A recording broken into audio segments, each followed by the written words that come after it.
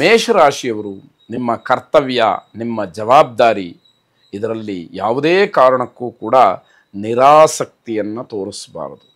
ಯಾವ ಕರ್ತವ್ಯವನ್ನು ಮಾಡಿ ಮುಗಿಸಬೇಕೋ ಆ ಕರ್ತವ್ಯವನ್ನು ಮುಂದೂಡ್ತಕ್ಕಂಥದ್ದು ಅಥವಾ ಹೇಗೋ ಆಗತ್ತೆ ಅನ್ನುವಂತಹ ಧೋರಣೆಯನ್ನು ತೋರ್ತಕ್ಕಂಥದ್ದು ಇದು ಯಾವುದೂ ಕೂಡ ಒಳ್ಳೆಯದಲ್ಲ. ಅದು ಇವತ್ತಲ್ಲ ನಾಳೆ ನಿಮ್ಮ ತಲೆಗೆ ಕಟ್ಟಿದ್ದು, ನೀವೇ ಮಾಡಬೇಕಾದಂಥದ್ದು. ಆದ್ದರಿಂದ ಅಲ್ಲಿ ನಿರಾಸಕ್ತಿಯನ್ನು ತೋರಿದ್ರಿ ಅದು ಇನ್ನಷ್ಟು ಜಟಿಲವಾಗೋದಕ್ಕೆ ಕಾರಣ ಆಗ್ತೀರಿ ಅನ್ನುವಂಥದ್ದು. ಹಣಕಾಸಿನ ತೊಂದರೆ ಈ ದಿವಸ ಸ್ವಲ್ಪ ಮಟ್ಟಿಗೆ ಕಾಣುತ್ತೆ. ಅದು ನಿಮ್ಮ ತಿಳುವಳಿಕೆಗೆ ಅನುಗುಣವಾಗಿ ಅದು ಗೊತ್ತಾಗುವಂಥದ್ದಾಗತ್ತೆ. ಆದ್ದರಿಂದ ದುಂದುವೆಚ್ಚಕ್ಕೆ ಮುಂದಾಗ್ತಕ್ಕಂಥದ್ದು ಒಳ್ಳೆಯದಲ್ಲ. ನಿಮ್ಮ ಅಭ್ಯುದಯದ ಬಗ್ಗೆ, ಅಭಿವೃದ್ಧಿಯ ಬಗ್ಗೆ ಗಮನವನ್ನು ಹರಿಸಿ. ಹೇಗೆ ನಾನು ಇನ್ನಷ್ಟು ಮತ್ತಷ್ಟು ಬೆಳೀಬೇಕು ಅನ್ನುವಂತಹ ವಿಚಾರ ನಿಮ್ಮ ಮನಸ್ಸಿನಲ್ಲಿ ಇರಲಿ. ದ್ರವ್ಯ ಲಾಭ, ಉತ್ತಮವಾದಂತಹ ಸ್ಥಾನಮಾನ ನಿಮಗೆ ಸಿಕ್ಕುವಂಥದ್ದಿದೆ. ಆ ಯೋಗ ಇದ್ದಾಗ ನೀವು ಸರಿಯಾದಂತಹ ರೀತಿಯಲ್ಲಿ ನಡ್ಕೊಳ್ಬೇಕಾದಂಥದ್ದಿರುತ್ತೆ. ಹಲವಾರು ಯೋಜನೆಗಳಿಗೆ ಪ್ರಯತ್ನವನ್ನು ಮಾಡ್ತೀರಿ, ಆದರೆ ಅದು ಯಾವುದು ಕೂಡ ಫಲಿಸದೆ ಕಷ್ಟವನ್ನು ಅನುಭವಿಸ್ತೀರಿ ಅಂತಕ್ಕಂಥದ್ದು. ಪ್ರೀತಿ ಪಾತ್ರರ ಜೊತೆಯಲ್ಲಿ ಜಗಳವನ್ನು ಕೂಡ ಮಾಡಿಕೊಳ್ಳೋ ಸಾಧ್ಯತೆ ಇರುತ್ತೆ. ಹಾಗಾಗಿ ಅದನ್ನು ಕೂಡ ಗಮನಿಸ್ಕೊಳ್ಬೇಕು. ನರಸಿಂಹಸ್ವಾಮಿಯನ್ನು ವಿಶೇಷವಾಗಿ ಪ್ರಾರ್ಥನೆ ಮಾಡಿ ಭಗವಂತನ ಅನುಗ್ರಹ ನಿಮ್ಮ ಮೇಲೆ ಸದಾ ಇರಲಿ, ಕರುಣೆಯನ್ನು ತೋರಲಿ. ಶುಭವಾಗಿ. ವೃಷಭ ರಾಶಿ, ಉದ್ಯೋಗದ ವಿಚಾರದಲ್ಲಿ, ನೌಕರಿಯ ವಿಚಾರದಲ್ಲಿ ಸ್ವಲ್ಪ ಜವಾಬ್ದಾರಿ ಇರಲಿ. ಅಲ್ಲಿ ನಿಮಗೇನೋ ಸಲಿಗೆ ಸಿಕ್ತು ಅಂತ ಹೇಳಿ ಅದನ್ನು ದುರುಪಯೋಗ ಮಾಡಿಕೊಳ್ತಕ್ಕಂಥದ್ದು ಒಳ್ಳೆಯದಲ್ಲ. ಇವತ್ತು ಚೆನ್ನಾಗಿರಬಹುದು, ಆದರೆ ಇವತ್ತಿನ ಲೆಕ್ಕ ಮುಂದೆ ಯಾವತ್ತೋ ನಿಮಗೆ ತೊಂದರೆಗೆ ಕಾರಣ ಆಗಬಹುದು ಅನ್ನುವಂಥದ್ದು ನಿಮಗೆ ಗೊತ್ತಿರಬೇಕಾಗತ್ತೆ. ಮನೆಯಲ್ಲೂ ಹೊಂದಾಣಿಕೆಯನ್ನು ಮಾಡಿಕೊಳ್ಳಿ. ಮನೆಯಲ್ಲಿ ಹೊಂದಾಣಿಕೆ ಇಲ್ಲ ಅಂತಾದರೆ ಕೆಲಸದ ವಿಚಾರದಲ್ಲಿ ನೆಮ್ಮದಿ ಇರುವುದಿಲ್ಲ. ಇಲ್ಲಿಯ ಆಲೋಚನೆಗಳು ಅಲ್ಲಿ ಮರುಕಳಿಸಿದರೆ ಅಲ್ಲಿ ಕೆಲಸ ಮಾಡೋದಕ್ಕೆ ನಿಮಗೆ ಸಾಧ್ಯ ಆಗದೇ ಇರತಕ್ಕಂಥದ್ದು.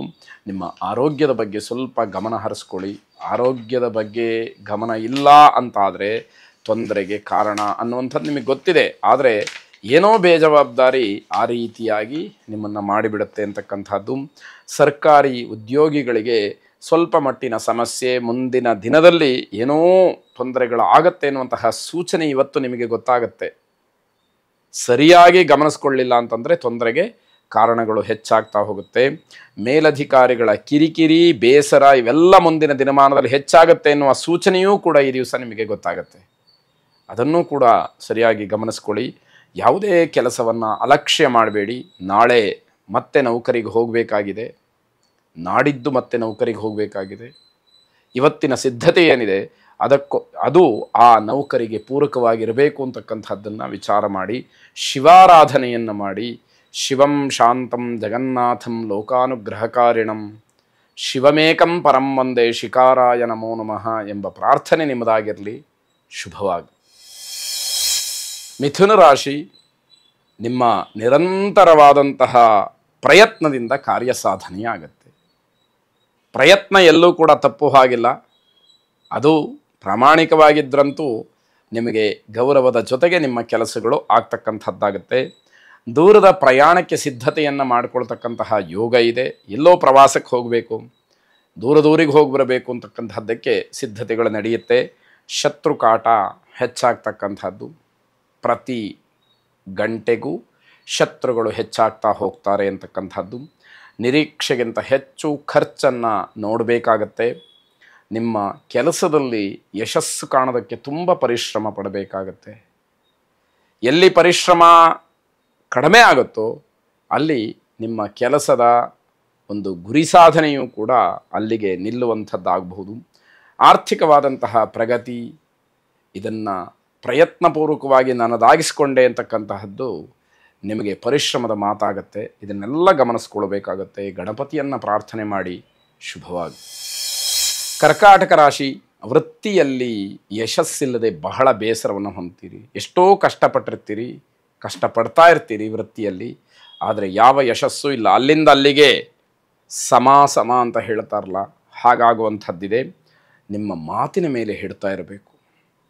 ಯಾವಾಗ ನಮ್ಮ ವೃತ್ತಿಯಲ್ಲೋ ನೌಕರಿಯಲ್ಲೋ ಸಾಮಾಜಿಕ ಜೀವನದಲ್ಲೋ ನಮಗೆ ಯಶಸ್ಸು ಸಿಗ್ತಾ ಇಲ್ಲ ಅಂತಾದಾಗ ಮಾತು ಬಹಳ ಕಡಿಮೆಯಾಗಬೇಕು, ಮಿತಿಯಲ್ಲಿರಬೇಕು, ಬಹಳ ತೂಕವಾಗಿರಬೇಕು. ಇದನ್ನು ದಾಟಿದಾಗ ಇನ್ನಷ್ಟು ಮತ್ತಷ್ಟು ತೊಂದರೆಗಳು ಹೆಚ್ಚಾಗ್ತಾ ಇರುತ್ತೆ. ಮಾನಸಿಕವಾದಂತಹ ಗೊಂದಲ ನಿವಾರಣೆಗೋಸ್ಕರವಾಗಿ ನಿಮ್ಮ ಪ್ರಯತ್ನ ನಡೆಯುತ್ತೆ, ಆದರೆ ಪ್ರಯೋಜನ ಆಗೋದಿಲ್ಲ. ಮಾತು ಗಟ್ಟಿಯಾಗಿರಬೇಕಲ್ಲ, ಮಾತು ಬಿಗಿಯಾಗಿರಬೇಕಲ್ಲ. ಯಾವಾಗ ಮಾತಿನಲ್ಲಿ ಆ ಬದ್ಧತೆ ಇರೋದಿಲ್ವೋ ಅಪಹಾಸ್ಯಕ್ಕೆ ಕಾರಣವಾಗ್ತಕ್ಕಂಥದ್ದು, ಕೌಟುಂಬಿಕವಾದಂತಹ ಸಮಸ್ಯೆಯೂ ಕೂಡ ಜಟಿಲವಾಗುತ್ತೆ, ಅದು ಕೂಡ ನಿಮ್ಮನ್ನು ಹೆಚ್ಚಾಗಿ ಕಾಡುವಂಥದ್ದಾಗತ್ತೆ. ಅನೇಕ ವಿಚಾರಗಳಿಗೆ ಸಂಬಂಧಪಟ್ಟ ಹಾಗೆ ವಿವಾದಗಳಿಗೆ ಸಂಬಂಧಪಟ್ಟ ಹಾಗೆ ದೂರ ಇರತಕ್ಕಂಥದ್ದು ಬಹಳ ಒಳ್ಳೆಯದು. ಮೌನಕ್ಕೆ ಶರಣ ಹೋಗ್ತಕ್ಕಂಥದ್ದಿದೆಯಲ್ಲ, ಅದು ಪರಮೌಷಧ ಅಂತ ಹೇಳಿ ನಾವು ಹೇಳಬೇಕಾಗತ್ತೆ. ಅಣ್ಣ ತಮ್ಮಂದರು, ಅಕ್ಕ ತಂಗಿಯರ ಮಧ್ಯದಲ್ಲಿ ಭಿನ್ನಾಭಿಪ್ರಾಯಗಳು ಹೆಚ್ಚಾಗತ್ತೆ. ಯಾರಿಗೂ ಸಮಂಜಸವಾಗಿ ಉತ್ತರವನ್ನು ಕೊಡಲಿಕ್ಕೆ ಆಗದಲೇ ತೊಂದರೆಯನ್ನು ಅನುಭವಿಸ್ತೀರಿ. ಇದು ನೋಡಿ ಎಂಥ ಪರಿಸ್ಥಿತಿ. ಮನೆಯವರಿಗೆ ಉತ್ತರ ಕೊಡೋಕ್ಕಾಗೋದಿಲ್ಲ, ಅಂತಹ ಒಂದು ಪರಿಸ್ಥಿತಿಯಲ್ಲಿ ಇರ್ತೀರಿ. ಗೋ ಸೇವೆಯನ್ನು ವಿಶೇಷವಾಗಿ ಮಾಡಿ ಗೋವಿನ ಅನುಗ್ರಹಕ್ಕೆ ಪಾತ್ರರಾಗಿ. ಶುಭವಾಗಿ.